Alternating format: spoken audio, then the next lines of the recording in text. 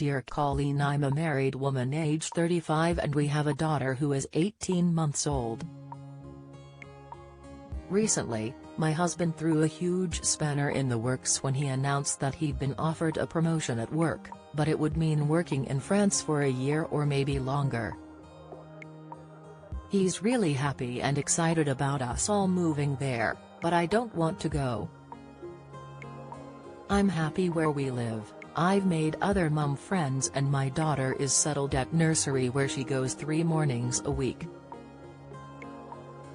I'm also at a point where I'm thinking of going back to work full-time, but I wouldn't be able to do my job remotely. I feel my husband hasn't really considered us in this, he's just thinking about his career and earning more money. Whenever I've tried to broach the subject with him, though, he just gets irritated and we end up rowing. I'm wondering whether it would work if he went alone and came home at weekends or at least most weekends, and we could also visit him. Could this work, or would it cause a lot problems in our relationship? I haven't suggested this to him yet, but I'm not sure he'd go for the idea. Any advice would be welcome.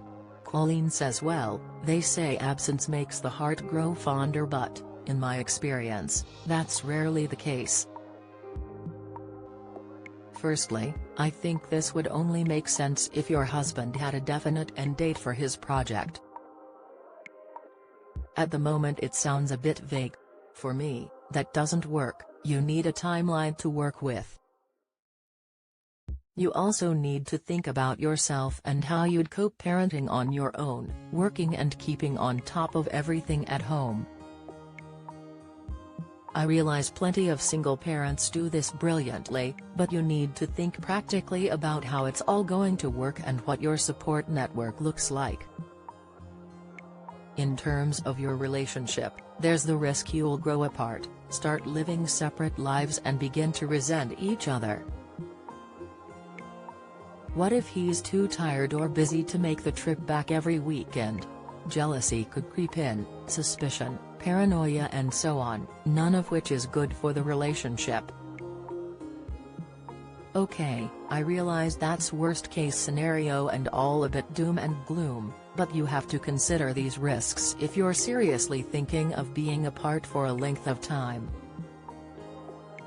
Also, don't discount going over there with him. You're looking at it all through a rather negative lens, but what if it's an adventure?